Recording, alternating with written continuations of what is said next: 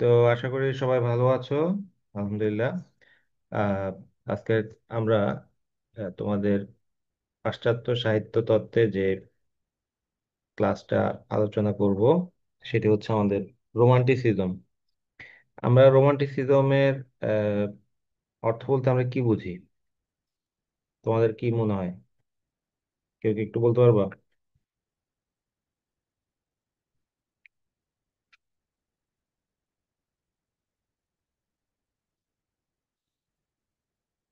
Romanticism বলতে আমরা কি বুঝি? কেউ বলতে পারতেছো না? তোমরা কি এটা একদম টোটালি পড়ো নাই?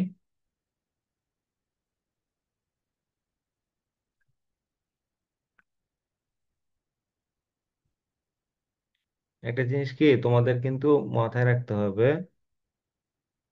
যে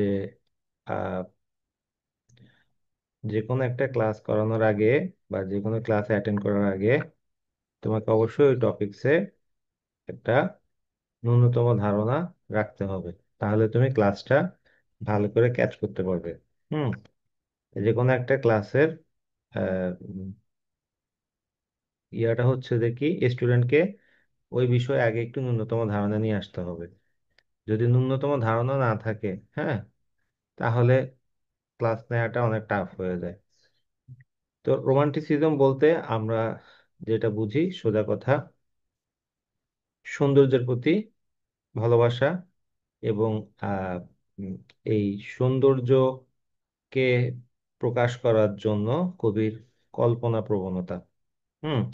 আমরা যেমন দেখো ক্লাসিক্যাল সাহিত্য যেগুলো আছে, আমাদের ইলিয়াড, ওডিসি, রামায়ণ, মহাভারত, এখানে আমরা কি দেখি?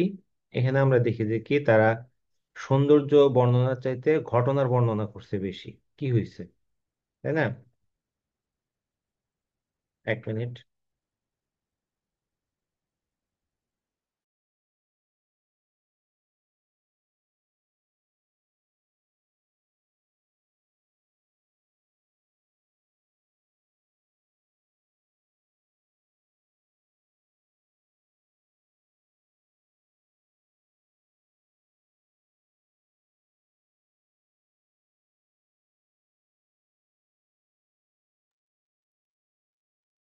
আপনার স্পিকার মিউটে আছে।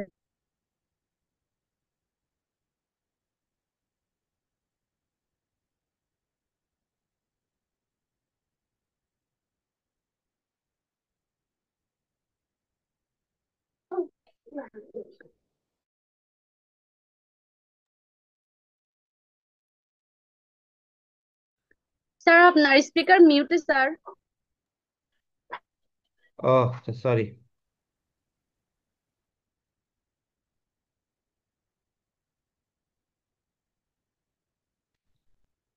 তো রোমান্টিসিজম কি? রোমান্টিসিজম হচ্ছে একটা সাহিত্য আন্দোলন। এই সাহিত্য আন্দোলন মানে তোমার এই আমরা যেভাবে আন্দোলন করি, জ্বালাও পোড়াও আন্দোলন, এরকম না। এই আন্দোলন হচ্ছে যে একটা চিন্তা ভাবনার পরিবর্তন, গতানুগতিকতার বাইরে গিয়ে কিছু করার একটা চিন্তা করা, একটা আহ আলাদা কিছু করার যে চিন্তা, সেটাই হচ্ছে আমার রোমান্টিসিজম। তো আমাদের রোমান্টিক সিজম একটা আধুনিক মতবাদ। আমাদের এই যে ল্যাটিন শব্দ রোমান্টিক শব্দটি এসেছে কোথা থেকে? রোমান্স থেকে। ওকে। আর ফরাসি মানে ফ্রেঞ্চ ভাষায় এটাকে বলা হয় রোমান্স। তো রোমান্স, রোমান্স এই জিনিসটা আমরা, রোমান্স বলতে আমরা কিন্তু এই যে কপালকুণ্ডলা পড়েছিলাম, মনে আছে ফার্স্ট ইয়ারে থাকতে? সেই ফার্স্ট ইয়ারে আমাদের এটা কি ছিল? একটা রোমান্স বলতে বোঝাচ্ছে যে আহ, তোমার অলৌকিক ঘটনা, অলৌকিক বা যেটা কল্পনাপ্রসূত নানা কিছু এখানে থাকে। তো এটা রোমান্টিক শব্দটার উৎপত্তি হয়েছে ল্যাটিন থেকে, রোমান্স থেকে, এবং রোমান্স শব্দ থেকে হয়েছে কল্পনা, আবেগ, অন্তর্দৃষ্টি নির্ভর করে একটা যে চিন্তাধারা, সেটাকে আমাদের বলা হয় কি? রোমান্টিসিজম। তো এই যে যে ইউরোপে যখন এই আন্দোলনটা শুরু হলো, এই আন্দোলনের পরবর্তীতে যখন এটা আহ, সবাই যখন এই বিষয়ে আহ, আহ, চেষ্টা করতে লাগলো, এটা একটা মানে খুব বেশি আহ, বিশাল প্রভাব ফেলেছিল। যেমন দেখো, আমাদের এই আন্দোলনটা কি, আন্দোলন মানে পরিবর্তনের চেষ্টা। যেমন এই যে আমাদের এখন মুভি ইন্ডাস্ট্রিতে, হ্যাঁ, মুভি ইন্ডাস্ট্রিতে কি হচ্ছে, মুভি ইন্ডাস্ট্রিতে নতুন নতুন মুভি আসতেছে। গতানুগতিক যে মুভি আগে আমরা দেখতাম, সেই মুভি না করে এখন মুভি অন্যরকম করে মুভি তৈরি করা হচ্ছে, তাই না? এটা একটা কিন্তু আন্দোলন। ওকে। বা আমরা এই যে যে বিভিন্ন তামিল ইয়া দেখতেছি, বা ফ্যাশনে আমরা নানা ধরনের পরিবর্তন দেখতেছি, সেগুলোই হচ্ছে আমাদের একটা আন্দোলন বা একটা পরিবর্তন। আমরা চিন্তা ভাবনার পরিবর্তন করতেছি, হ্যাঁ, মেয়েদের শিক্ষিত হওয়ার কথা বলতেছি, স্বাবলম্বী হওয়ার কথা বলতেছি, এগুলো একটা পরিবর্তন। তো এই পরিবর্তনগুলো এখন কিন্তু আমাদের চোখে পড়বে না। এগুলো পরিবর্তনগুলো পড়তে পড়তে চোখে আমাদের আরো কয়েকশো বছর লেগে যাবে। ইউরোপে যেটা হয়েছিল সেটা কিন্তু তৎকালীন সময় বুঝতে পারেনি, কয়েকশো বছর পরে মানুষ সেটা বুঝতে পারছে। তো রোমান্টিক শব্দটা আহ, আমাদের আমরা ক্লাসিক্যাল যে সাহিত্যটা আছে সেই ক্লাসিক্যাল সাহিত্যের পুরোপুরি বিপরীত। তো আবার কেউ কেউ এটাকে আমাদের দেখো, লেখকের বা শিল্পীর কল্পনা, আবেগ, অন্তর্দৃষ্টি নির্ভর একটি চিন্তাধারা যেহেতু, তাই এটাকে অনেকে তোমার বলেছেন যে আত্মপন্থী একটা বিষয়। মানে লেখকের নিজের চিন্তাটা এখানে গুরুত্ব পায়, এবং পুরোপুরিভাবে এটা ক্লাসিক্যাল মতবাদের বিপরীতে অবস্থান করে। ক্লাসিক্যাল মতবাদের বিপরীতে কিভাবে অবস্থান করে? যেমন ক্লাসিক্যাল ইয়েতে বলতেছে যে একটা সৌন্দর্যর, সরি, একটা ঘটনার বর্ণনা দিচ্ছে, কিন্তু সে এখানে ঘটনার বর্ণনা না দিয়ে সৌন্দর্যের বর্ণনা দিচ্ছে। ক্লাসিক্যালে কি হচ্ছে, কোনো ধর্মীয় ইয়াটা প্রাধান্য পাচ্ছে, কিন্তু এখানে ধর্মীয় ইয়াটা প্রাধান্য না পেয়ে এখানে সম্পূর্ণ ব্যক্তির স্বাতন্ত্র্য প্রাধান্য পাচ্ছে, ব্যক্তির ভালো লাগা মন্দ লাগা প্রাধান্য পাচ্ছে। হ্যাঁ। আমরা তারপর হচ্ছে যে এখানে বস্তু ইয়া করা হয়, যেটা তোমার ক্লাসিক্যালে যে একটা বস্তুনিষ্ঠ বর্ণনা থাকে। মনে করো একটা পাহাড়, পাহাড়ের উপরে ইয়া, কিন্তু এখানে লেখকের বর্ণনা থাকবে বস্তুনিষ্ঠ না, পুরোপুরি কল্পনা প্রবণ। তো এভাবে আমাদের ক্লাসিক্যালের সাথে আমাদের একটা পুরোপুরি আহ, পার্থক্য আমরা এখানে দেখতে পাই। তো ফরাসিরা আগে রোমান্টিক শব্দের আগে রোমানেস্কো শব্দটি নামে একটা ব্যবহার করতো, রোমানেস্কো। হুম।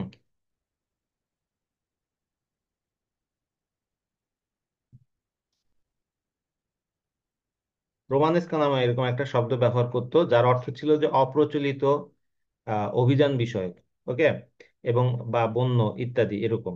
তো ক্লাসিক ভাষা ল্যাটিনের পরিবর্তে যখন এটা রোমানা বা রোমান ইয়াতে আসলো, প্রথম মধ্যযুগে ফরাসি বিভিন্ন ধরনের গাথা কাব্য, কাহিনী কাব্য এগুলো কি লেখা শুরু করলো।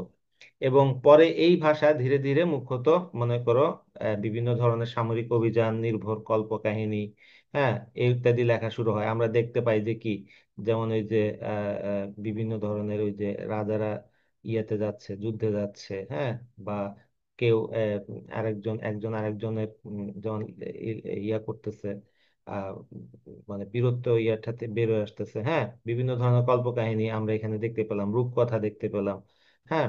তো এই সকল কাহিনী বাস্তব অপেক্ষা অবাস্তব সত্য, মানে মানে বিশেষ করে সম্পূর্ণরূপে কল্পনা প্রসূত। এবং আহ, এই এই যে এরকম কাহিনীগুলো যেগুলো আসতে লাগলো, সেগুলোকে বলা হতে লাগলো রোমান্টিক নামে কি বলা হতে লাগলো। তো আমরা রোমান্টিসিজম বা রোমান ইয়ে বলতে আমরা যেরকম বুঝি যে কি, নায়ক নায়িকা লটর পটর লটর পটর, এটা আসলে সেরকম না। এটা হচ্ছে যে সম্পূর্ণরূপে কল্পনা, আবেগ, অন্তর্দৃষ্টি নির্ভর একটা চিন্তাধারা। এটা সম্পূর্ণরূপে লেখকের নিজস্ব চিন্তাধারা। এবং এখানে লেখক বা কবি বা সাহিত্যিক বা শিল্পী তার নিজের ভালো লাগাটাকে কি করে, প্রাধান্য দেয়, এবং এই ভালো লাগাটাকে প্রাধান্য দিতে গিয়ে সে কল্পনার আশ্রয় নেয়। তো এই রোমান্টিসিজম কিভাবে আসলো? ঠিক আছে। রোমান্টিসিজম এই যে আমরা দেখো, আমাদের ভাষাগত উৎপত্তি যদি দেখি, আমরা ফরাসি রোমান্স থেকে রোমান্টিক অভিযানের কল্পকাহিনী, তারপর প্রাচীন বিভিন্ন ফরাসি গাথা, যুদ্ধ কাহিনী, কল্পনা শক্তি থেকে এগুলো আসছে। হ্যাঁ। তো এই এই যে এইগুলো হচ্ছে আমাদের যে ভাষাগত আমাদের বিষয়টা। তো আমরা জানি যে কি, ঐতিহাসিক পটভূমি যদি বিচার করতে যাই কিভাবে ঘটনার ইয়েটা হলো, 1789 সালে ইংল্যান্ডে শিল্প বিপ্লব শুরু হয়, আমরা যেটাকে রেনেসাঁ নামে চিনি। এই সালটা তোমাদের রোমান্টিসিজম লিখতে গেলে অবশ্যই অবশ্যই সালটা যেন ভুল না হয়। রোমান্টিসিজম খেয়াল করো, আমাদের ইয়েটা কিভাবে হবে, এক, 7, 8, 9। ঠিক আছে, এভাবে মনে রাখবা, 1, 7, 8, 9। ভার্সিটিতে আমাদেরকে স্যার এভাবে শিখিয়েছিল। আমি এরপর আর কখনো ভুলি নাই। তাহলে রেনেসা কত সালে হয়েছে? 1789 সালে ইংল্যান্ডের কি হয়? শিল্প বিপ্লব শুরু হয়। সেই শিল্প বিপ্লবটা কি? সেই শিল্প বিপ্লবটা হচ্ছে তোমার স্টিম ইঞ্জিনের উৎপত্তি হলো, ফলে ইঞ্জিনের সভ্যতা আসলো। মানুষ হাতে আগে যে কাজ করতো সেটা মেশিনারি কাজ শুরু করতে লাগলো, মেশিনে অনেক দ্রুত অনেক বেশি উৎপাদন করতে লাগলো। এটা হচ্ছে ইংল্যান্ডের শিল্প বিপ্লব। তো এই যে ইংল্যান্ডের শিল্প বিপ্লবের পরে রোমান্টিক আন্দোলনের একটা শুরু হয়। শিল্প, সাহিত্য, দর্শন, এমনকি রাজনীতি থেকে আম, এইটা এক ধরনের বিশেষ আবেগ অনুভূতি, হ্যাঁ, মানসিক সচেতনতা ইত্যাদি কি প্রভাবিত করতে থাকলো। তো আমরা যদি বড় অর্থে এ ধরনের আবেগ অনুভূতি, উপলব্ধি ও মানসিক সচেতনাকে আহ আহ ধরি, তাহলে সেটা রোমান্টিকের এই রোমান্টিক আন্দোলন নামেই কি সেটাকে নামকরণ করা যায়। এখন ইউরোপের যে ইতিহাস, ঠিক আছে, ইউরোপের ইতিহাস, সাহিত্য, সংস্কৃতিতে রোমান্টিক একটা যুগ কিন্তু আমরা পাই।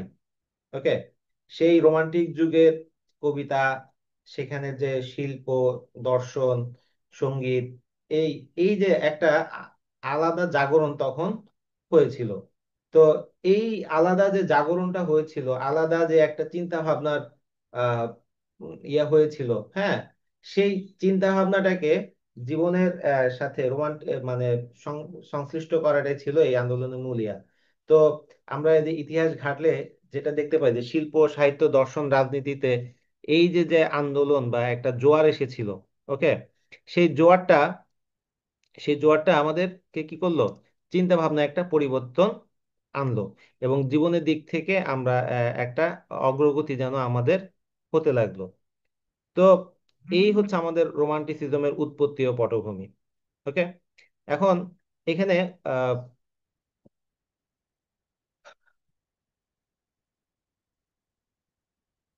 আমরা রোমান্টিসিজমের যদি সংজ্ঞা দিতে যাই, তাহলে এখানে দেখতে পাই যে an extraordinary development of imaginative sensibility, Herford নামে একজন তিনি এই এই কথাটা বলেছেন।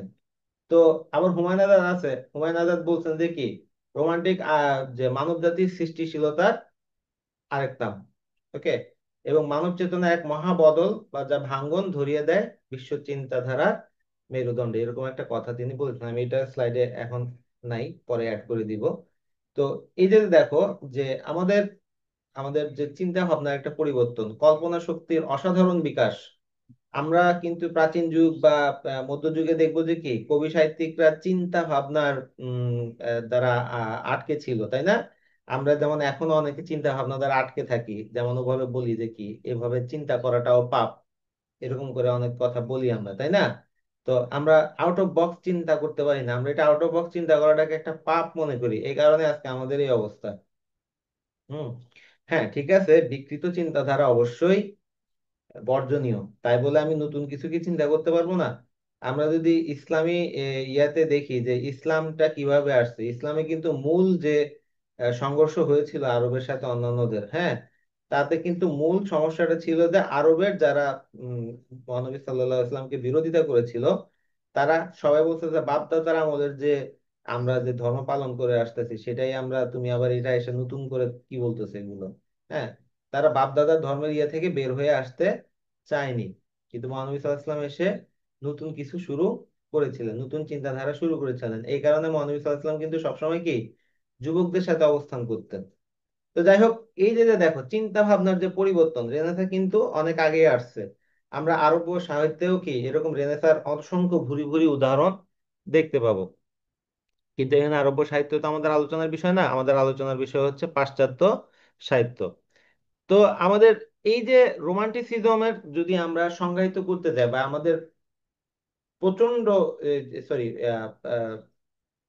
যদি বলি যে মানে আমরা এক কথায় যদি বলতে চাই যে সেই রোমান্টিসিজমটা কাকে বলে, তো রোমান্টিসিজমের মূল সুর হচ্ছে প্রচন্ড কল্পনা প্রবণতা। একজন রোমান্টিক শিল্পী বা সাহিত্যিক তার অনুভূতি, কল্পনাকে এমন ভাবে প্রকাশ করবে যেখানে মনের ভিতরে যেন একটা কি হয়, আলাদা আহ ভরপুর আবেগ সৃষ্টি হয়। এবং তাদের যে কল্পনা যে আহ, যেটা তারা করে, হ্যাঁ, সেটা তারা তাদের নিজস্ব মেধা বা তাদের যে গড গিফটেড যে একটা প্রতিভা আছে, সেই প্রতিভার মাধ্যমে কি সেটা প্রকাশ করে। এবং সবচেয়ে বড় জিনিস হচ্ছে যে কি, দেখবা যে এখানে রোমান্টিক যে কবি যারা আছে, হ্যাঁ, তারা উম কোনো কারণ ছাড়াই বেদনাবোধ আহ, মানে অনুভব করে, মানে তাদের মনের ভিতরে একটা দুঃখ, একটা এটা কি বলে, একটা অপূর্ণতা তারা যেন উম, ইয়ে করে। আমরা যেমন দেখো জীবনানন্দ দাশের কবিতাতে দেখতে পাই যে কি তার কবিতাতে একটা কেমন যেন দুঃখ বোধ একটা ইয়া পাই আমরা সব সময়। হ্যাঁ, দুঃখ ইয়াটাকে সবসময় তিনি যেন মনে হচ্ছে যে অপূর্ণতা পাচ্ছি না কিছু।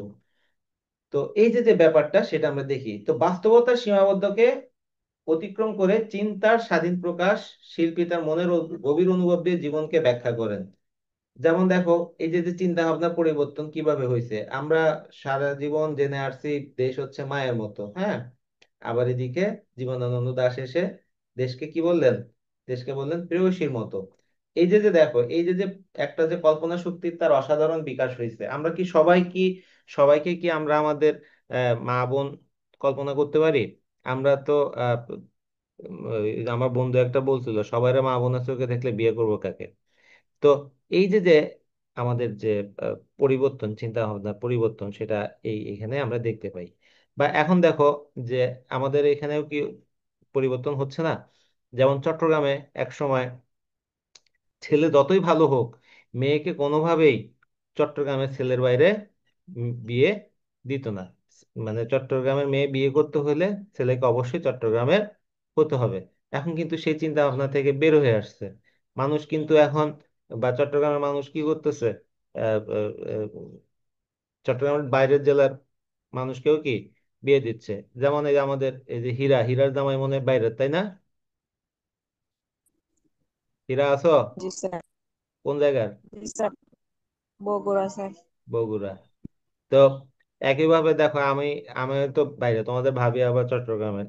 তো এই যে এভাবে দেখো চিন্তা ভাবনা পরিবর্তন প্রতিনিয়ত হচ্ছে, এই যে চিন্তা ভাবনা প্রতি ইয়াটা, সেটাই আমরা এখানে রোমান্টিসিজমের সংজ্ঞা হিসেবে ধরে নিতে পারি, যে কল্পনা শক্তির অসাধারণ বিকাশ। তাই বলে আবার খেয়াল করো আমি একটা উদাহরণ দিয়ে বোঝানোর চেষ্টা করছি যে কিভাবে মানুষের চিন্তা ভাবনা পরিবর্তন হচ্ছে সময়ের সাথে সাথে, তাই না?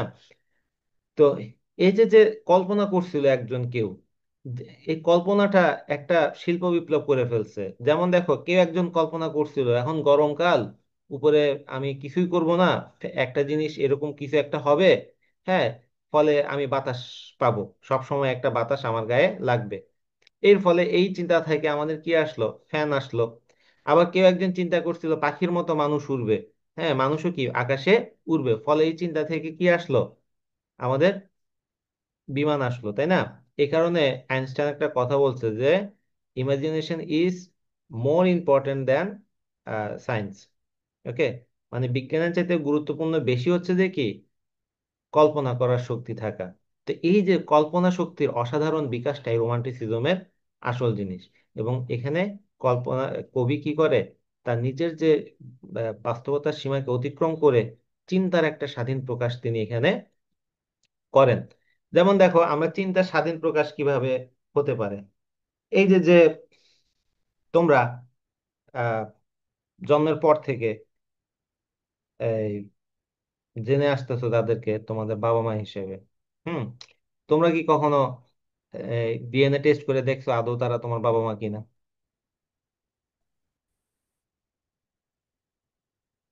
এখন এরকম কল্পনা আসতেই পারে, তাই না? এখন আমরা আধুনিক যুগে আছি। তো এই যে আবার এই এরকম আহ, এটা যদি একটু শুনতে খারাপ লাগবে, হ্যাঁ, কিন্তু আসলে আহ, তুমি বাস্তব যদি চিন্তা করো যে এরকম হতেও পারে যে তোমাকে হয়তোবা বাইরে থেকে ইয়ে করছে। আমরা যেমন অনেক সময় বাচ্চাদেরকে কান্না করে এই তোরে তো তোর বাপ মা পায়া কুড়ায় পাইছে, তোরে এরকম নদীতে নদীতে পাইছে, বা তোর এরকম ইয়েতে জঙ্গলে পাইছে, এরকম করে আমরা বাচ্চাদেরকে ইয়া করি। কিন্তু এরকম তো হতেও পারে, অনেকে কিন্তু এরকম ইয়া করতেছে না। তো এখন দেখো এই যে আবার বাস্তবতার সীমাকে অতিক্রম করতেছে কিভাবে। আমরা যে সময় রূপকথার ইয়েতে বা কবিতাতে যখন আমরা দেখতে পাই যে কবি যখন বলতেছে শুনতে পাই আমি শিশিরের শব্দ, শিশিরের কি শব্দ শোনা যায়? শিশিরে তো শব্দ শোনা যায় না, তাই না? তো এটা দ্বারা আসলে কি বোঝাচ্ছে যে আসলে শিশিরের যে নিস্তব্ধতা, হ্যাঁ, সেই নিস্তব্ধতাকে তিনি এখানে বলতে চেয়েছেন। বা কবি কখনো বলছে চুল তার কবেকার অন্ধকার বিদিশার দিশা, মানে তার এত অন্ধকার যে সেখানে দিশা হারিয়ে ফেলতেছে। তো এই যে যে একটা আহ, বাস্তবতাকে অতিক্রম করে লেখক কিছু কল্পনা করতেছে, এই এবং সেটা সেই কবি বা শিল্পী তার মনের গভীর অনুভব দিয়ে সেই জীবনকে তিনি কি করতেছেন, ব্যাখ্যা করতেছেন। আমরা যদি রোমান্টিসিজমের খুব ভালো উদাহরণ ইয়ে করতে চাই, বুঝতে চাই, তাহলে আমাদের জীবনানন্দ দাশের কবিতাগুলোর দিকে যদি আমরা দৃষ্টিপাত করি, তাহলে খুব সহজেই কিন্তু কি করতে পারবো, আমরা এগুলো আইডেন্টিফাই করতে পারবো যে আসলে এই রোমান্টিসিজম জিনিসটা কি। তোমরা যে যে জীবনানন্দ দাশের যে কটা কবিতাই পড়ছো, জাস্ট একটু কম্পেয়ার করবে, একটু তুলনা করার চেষ্টা করবে যে আসলে এখানে আম, যা বলতেছে সেগুলো কি কবি ওভাবে বলেছে কিনা। তাহলে কিন্তু আমরা রোমান্টিসিজমের একটা দারুণ কি পাবো, ব্যাখ্যা আমরা আমাদের চোখের সামনে দেখতে পাবো। একটা রোমান্টিক শিল্পীর বৈশিষ্ট্য কি? প্রথমে তো সে কল্পনা প্রধান, তার ইয়েতে থাকবে, সে কল্পনা প্রবণ হবে। ওকে। এবং কল্পনা করতে পারবে সে।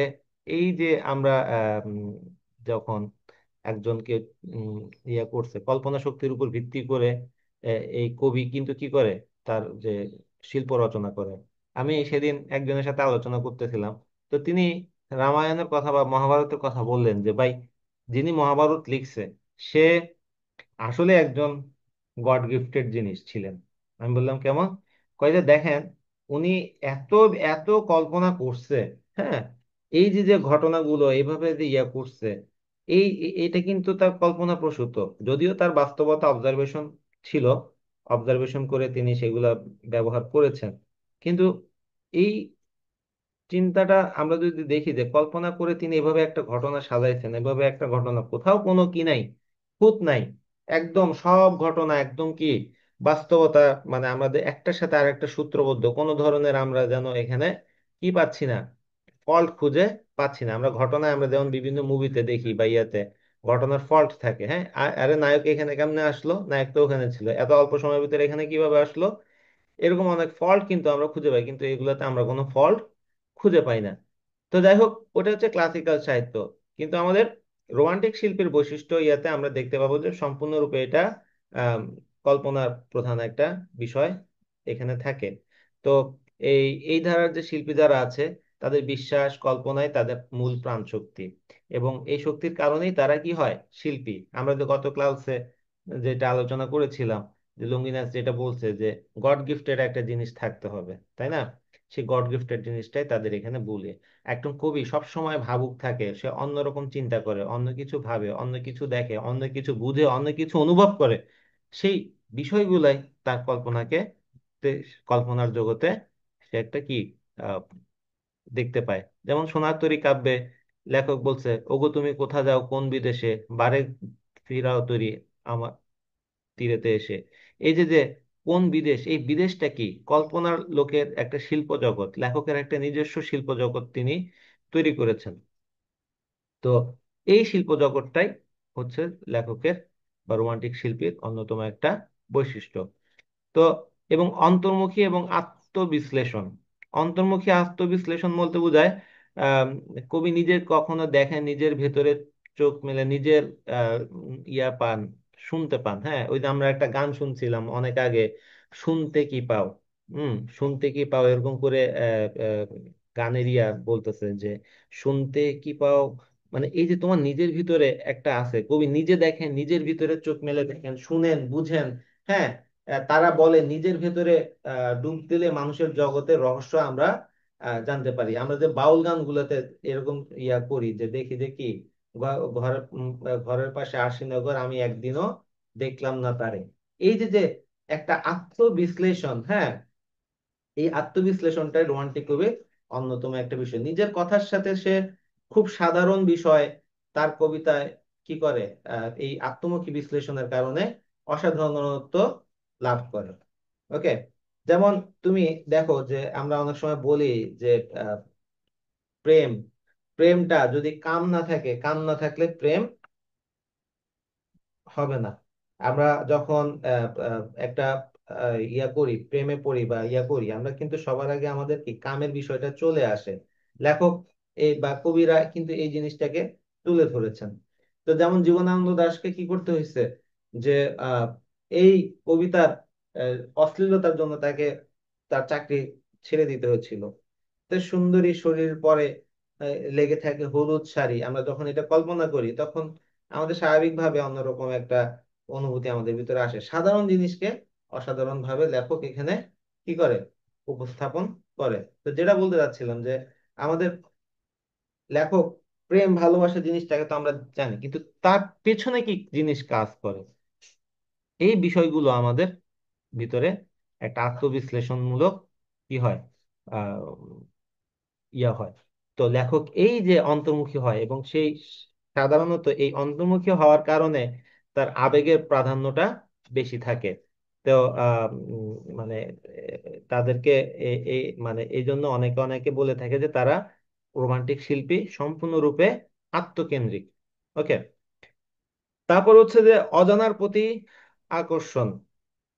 যেমন রবীন্দ্রনাথ কবিতা লিখে গেছে, তোমার সৃষ্টির পথ রেখেছো আকীর্ণ করি হে ছলনাময়ী।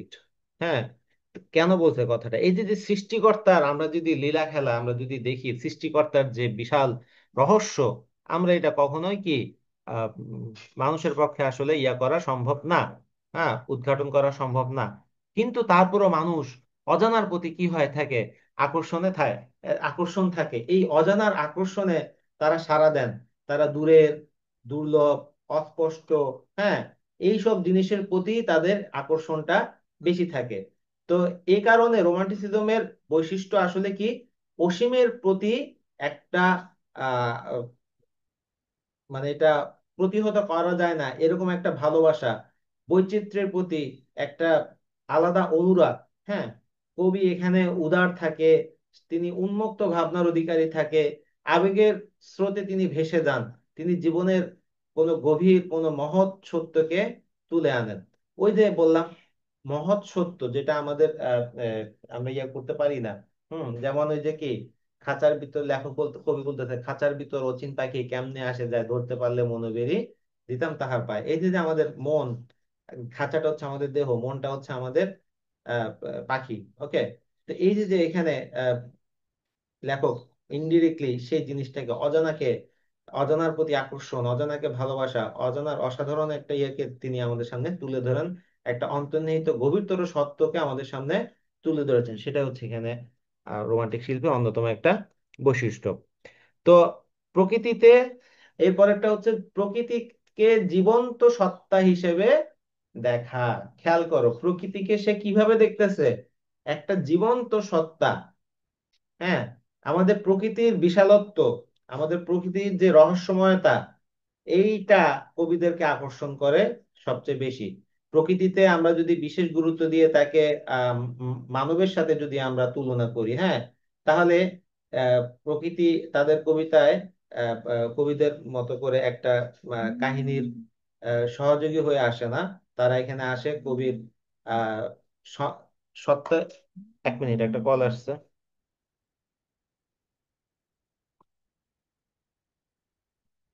হ্যালো।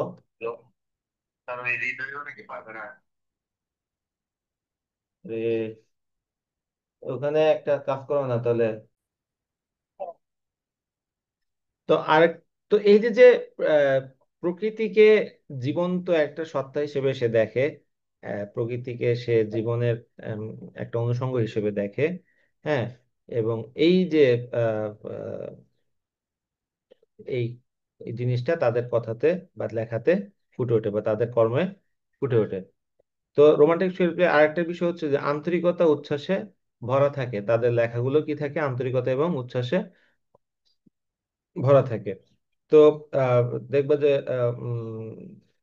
আমরা যেমন জীবনানন্দ দাশের কবিতাতে দেখতে পাবো যে কি, যে তিনি তার প্রেয়সীর প্রতি সম্পূর্ণরূপে অনুগত ছিল। হ্যাঁ, প্রেয়সী তাকে ভালোবাসুক বা না বাসুক, সে কিন্তু তাকে ভালোবেসে যাচ্ছে, তার দিক থেকে সে একদম সম্পূর্ণরূপে নিবেদিত প্রাণ ছিল। তো এদের যে একটা আন্তরিকতা, আম, আহ, এটা আমরা এখানে দেখতে পাই। তো এই যে যে রোমান্টিক শিল্পের বৈশিষ্ট্যগুলো আমরা এখানে দেখতে পেলাম।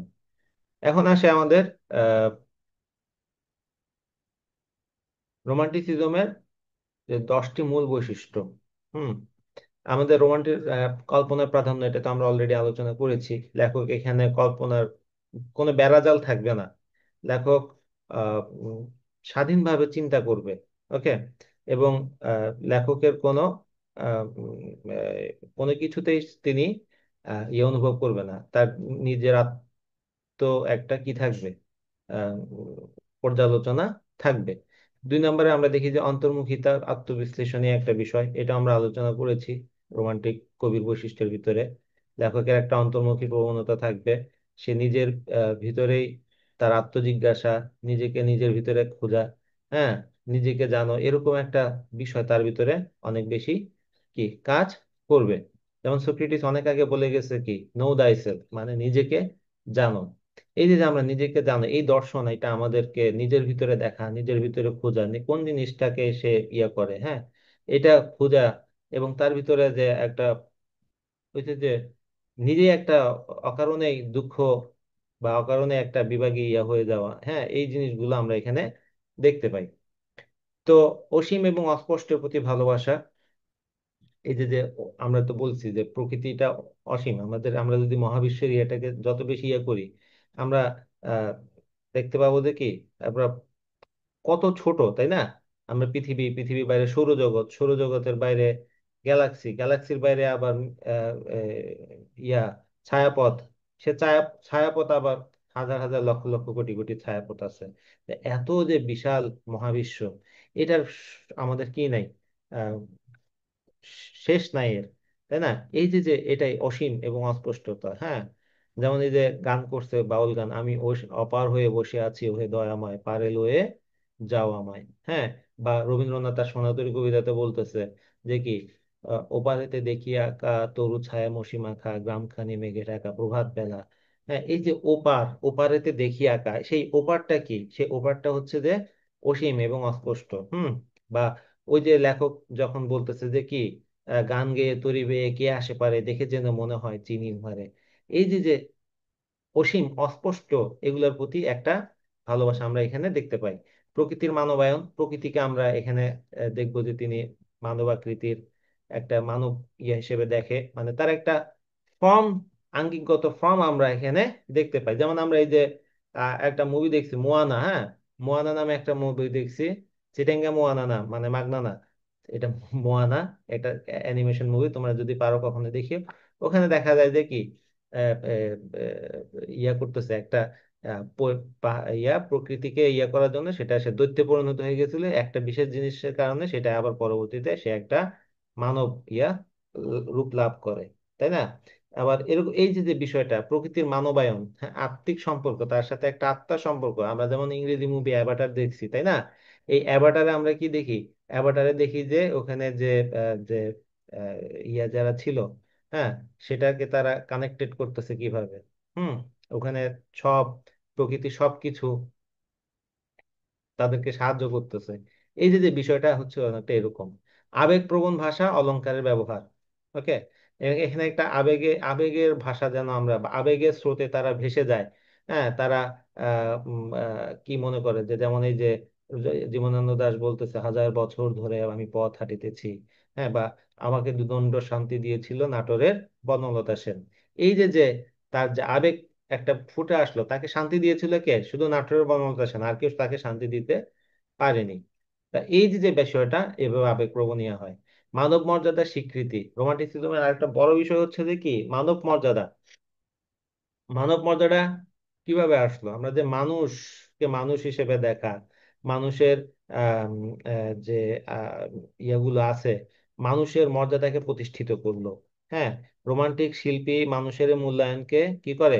স্বাগত জানায়। সবার আগে মানুষ সত্য, তাহার উপরে নাই।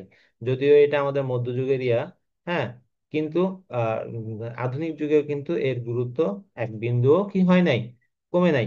তো মানুষ এই রোমান্টিক ইয়াতে মানুষের মূল্যায়নটা থাকে সবচেয়ে বেশি।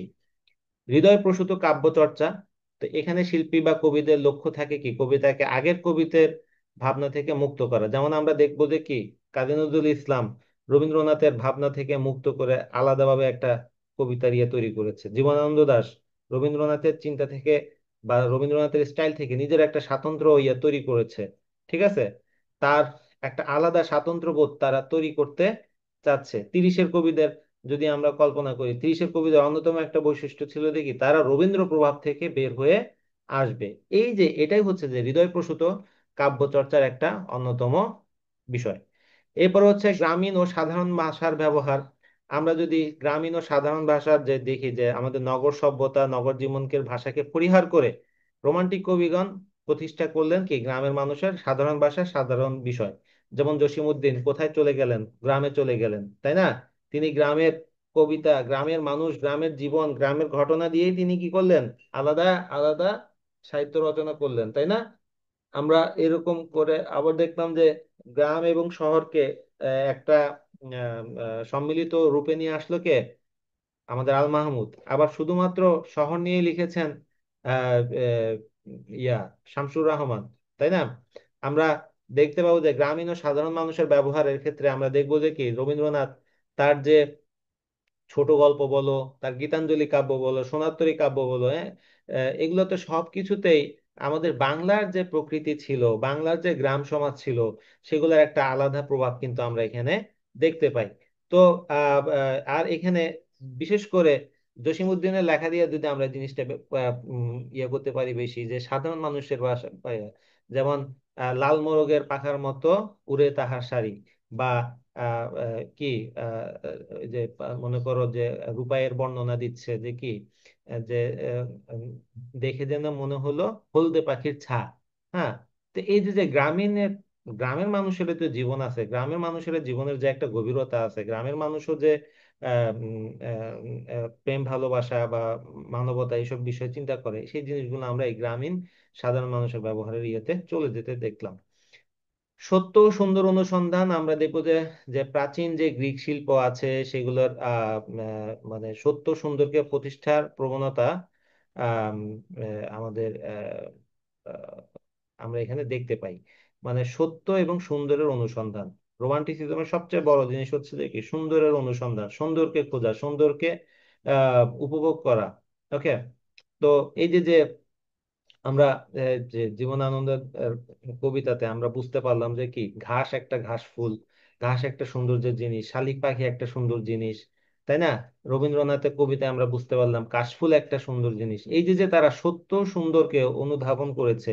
বা কাজী নজরুল ইসলাম আহ, যখন তার কবিতায় বলে বলো বলবীর বলো উন্নত মম শির শির নেহারি নত শির ওই শিখর হিমাদ্রি, এই যে যে তারা নিজেকে বীর হিসেবে উপস্থাপন করলো, এই যে এই সত্য, এই সুন্দর, এই সত্য সুন্দর, কবি রবীন্দ্রনাথ বলছেন যে সত্য সে কঠিন, সে কঠিনেরে ভালোবাসিলাম, সত্যটা সে করে না কভু বঞ্চনা। এই যে যে এইভাবে সত্য সুন্দরকে অনুসন্ধান করেছে কবিরা, ঠিক আছে? এবং উম, তারা সেটাকে শুধু অনুসন্ধান করে ক্ষান্ত হন নাই, তারা কিন্তু সেটা কি করছে, প্রকাশও করেছেন। সর্বশেষ যেটা আমরা দেখব, অনুকরণ নয় স্বাধীন প্রকাশ, রোমান্টিক আন্দোলন অনুকরণকে মানে পুরোপুরি কি করে, পরিহার করে, প্রকাশকে তারা গ্রহণ করে, মানে স্বাধীন প্রকাশটাকে তারা গ্রহণ করে, সাবলীল ভাবে যেটা আসে সেটাকেই তারা বেশি গুরুত্ব দেয়। যেমন দেখো আমরা মধ্যযুগে কি দেখি যে একই নামে অনেকগুলো কাব্য তৈরি হয়েছে, তাই না? যেমন মনে করো মনসামঙ্গল, অনেকগুলা কাব্য একই নামে তৈরি হয়েছে। তো এই যে যে অনুকরণ তারা এখানে করেন, আমরা আলাওল মধ্যযুগের শ্রেষ্ঠ কবি বলা হয়, সে আলাওলের সবচেয়ে শ্রেষ্ঠ কাব্য যেটা পদ্মাবতী, সেটাও কিন্তু কি, যদিও আহ, উম, হা- আহ, মালিক মোহাম্মদ জাইসির পদমাবত কাব্যের অনুকরণ, কিন্তু এখানে আলাওলের কবি প্রতিভা দ্বারা এটা আলাদা মৌলিকত্ব অর্জন করছে, কিন্তু অনুকরণ তো তিনি করেছেন, তাই না? আমাদের এই অনুকরণ না করে আমরা সেখানে স্বাধীন প্রকাশ আমরা দেখতে পেলাম। আমরা দেখো আহ, যারা সফল সফল রোমান্টিক কবি যারা হয়েছে তারা কিন্তু পূর্বের ইয়া থেকে প্রভাব থেকে বের হয়ে আসতে তারা পেরেছে। যেমন মাইকেল মধুসূদন দত্ত যখন মেঘনাদবধ কাব্য লিখলো, হ্যাঁ, পুরাণ থেকে নিয়ে তিনি মেঘনাদবধ কাব্য লেখাতে ইয়ে করলেন, তখন তার দেখা দেখি বাকিরাও আরো অনেকে মেঘনাদবধ কাব্য লিখলো, কিন্তু তারা কিন্তু কেউ কি হইতে পারে নাই, সফল হতে পারেনি। ওকে, তো সে স্বাধীন প্রকাশ করছে, সে স্বাধীন অনুকরণ না করে, ক্লাসিক্যাল সাহিত্যকে অনুকরণ না করে মেঘনাদবধ কি করলো, মেঘনাদ বধ কাব্যে আমাদের মাইকেল মধুসূদন দত্ত কিন্তু সম্পূর্ণরূপে স্বাধীন একটা মতবাদ তিনি প্রকাশ করলেন। সেই মতবাদটা কি? যে এখানে তিনি বললেন যে রাবণই হচ্ছে সত্যিকারের দেশপ্রেমিক, রাবণই হচ্ছে সত্যিকারের বীর, কারণ সে অন্যের বা দেবতাদের বলে বলিয়ান না হয়ে সম্পূর্ণ নিজের শক্তিতে সে নিজে কি করেছে, যুদ্ধ করেছে। তো এই যে যে একটা স্বাধীন প্রকাশ, স্বাধীন চিন্তার প্রকাশ আমরা রোমান্টিসিজমের ইয়েতে কি দেখতে পাই। তো আমাদের রোমান্টিসিজমের গুরুত্ব যদি আলোচনা করি তাহলে দেখতে পাই যে শিল্প সাহিত্যে মানুষের মানসিক স্বাধীনতার প্রতিচ্ছবি এই রোমান্টিসিজম। তো এটা একটা সাহিত্য আন্দোলন, এবং এই সাহিত্য আন্দোলন, এটার উদ্ভব হয়েছে কোথায়? ইউরোপে। কিন্তু এটা ছড়িয়ে পড়েছে পুরো বিশ্বে। এটা কোনো একটা দেশের গণ্ডিতে আবদ্ধ থাকেনি। এটা এখন পুরো ইয়াতে কি একটা আলাদা গুরুত্ব পেয়েছে। তো এই যে যে মানুষের চিন্তার স্বাধীনতা এবং তা প্রকাশের স্বাধীনতা হিসেবেই রোমান্টিসিজমের আন্দোলনটা আমাদের খুবই তাৎপর্যপূর্ণ এক আন্দোলন। তো যুক্তি নয়, হৃদয়ের ভাষাটাই এখানে কি আহ, মূল বিষয়। আমরা অনেক সময় লজিক মানে না, মনে করো তোমার আহ কাউকে ভালো লাগছে তোমাদের, হ্যাঁ, তখন কিন্তু লজিক মানবে না।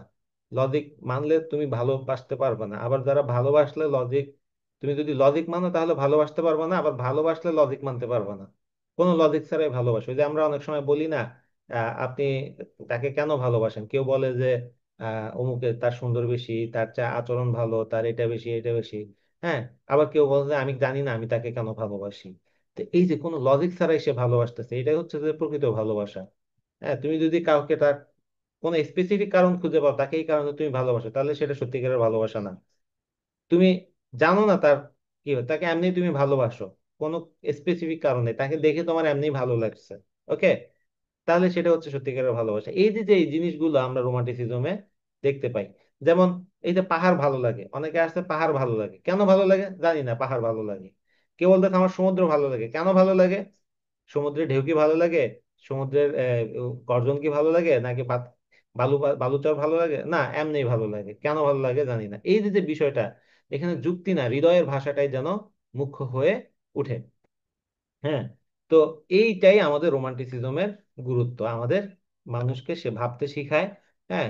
সব সময় লজিক দিয়ে চলে না সবকিছু, ওকে, লজিকের বাইরে গিয়েও আমাদের অনেক কিছু সব অনেক সময় করতে হয়। এটাই হচ্ছে আমাদের রোমান্টিসিজমের আসল গুরুত্ব। তো আজকে এতটুকুই। আমাদের শুধু এটা মনে রাখতে হবে যে রোমান্টিসিজম শুধু একটা সাহিত্যিক আন্দোলন নয়, এটা ছিল একটা বিপ্লব, যেখানে মানব চেতনা, কল্পনা, অন্তর্দৃষ্টি মিলে ছিল সত্য, সৌন্দর্য, স্বাধীনতার সন্ধানে। তো এই যে আমাদের এটাই মাথায় রাখতে হবে, সত্য, সৌন্দর্য এবং স্বাধীনতার সন্ধান, এটাই হচ্ছে একটা মানব চেতনা। আমরা এই যে রবীন্দ্রনাথ বলছে যে কি একটু আগে বললাম যে সত্য সে কঠিন, সে কঠিনের ভালোবাসলাম, সে করে না কবু বঞ্চনা, ওকে।